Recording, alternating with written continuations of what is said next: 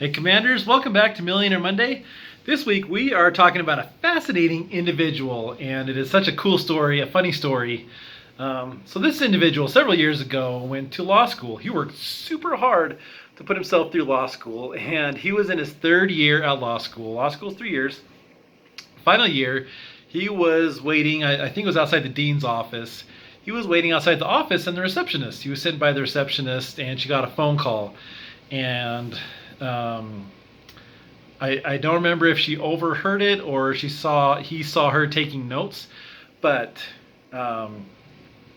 he found out that the number one biggest law firm in the state was hiring, and they wanted the top 3 students from law school to go down that day, and they would have a job at this law firm, big prestigious law firm. He was really smart, but he was not top 3.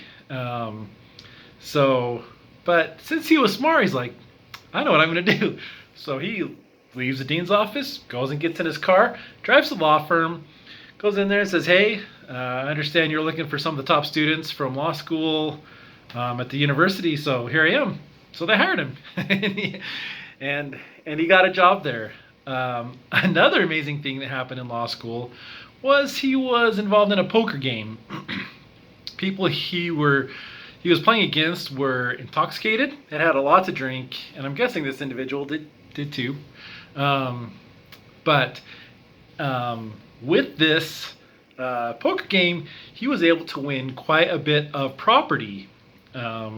This was several years ago, but the property that he won was in the Park City, Utah area. And if that sounds familiar, and you're not from here, that's a good reason. It's the best skiing in the world. If you're familiar with the 2002 Olympics, if you're around back then, a lot of those skiing events were around the Park City area.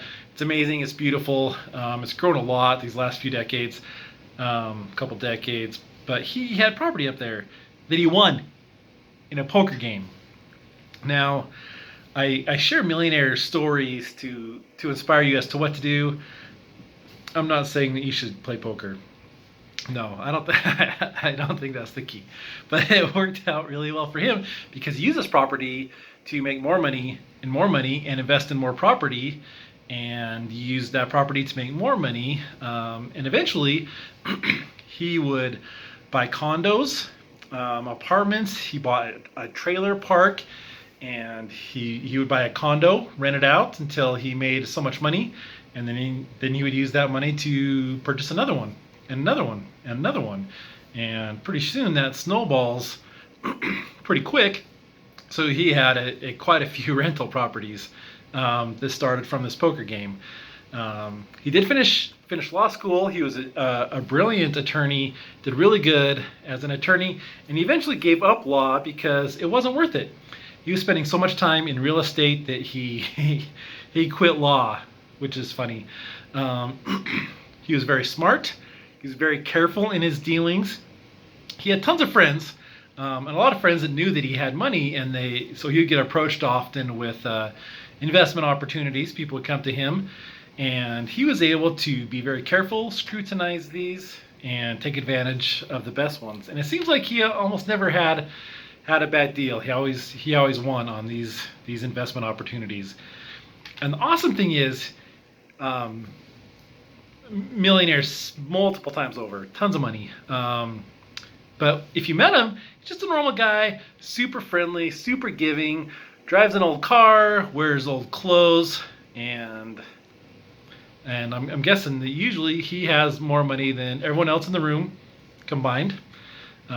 Just a great guy, but just was able to make so many smart decisions. Always like to buy things cheap, look for good deals. Something that I found interesting, I've been in the retirement industry for quite some time, and this individual has no stocks, he has no 401k, and no IRA. Did not invest in any of that. All of his investments are in real estate, which is fascinating. We have a quote here, and I love the quote. He said, "It's not what you gross, it's what you net." Now, if you're not familiar with those terms, gross would be how much you make as a whole. Whatever you or your company make for the month That is your gross. Net is how much you have left over after you've spent any money. What you net is key.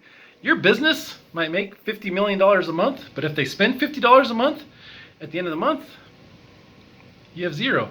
Same in your personal life. You might make, $5,000 a month. If you spend $5,000 a month at the end of the month, you have zero.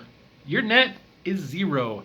What is important is your net, not your gross. Some people gross a lot of money and net zero and are poor. But it's all about what you net, which I think is an excellent example. I love how this individual took advantage of opportunities. I love his investments in real estate and how he was able to snowball that and purchase more real estate. And I love the focus on it's not what you gross, it is what you net. Remember that, Commanders. Very important. Thank you for joining us, Millionaire Monday. Really appreciate it.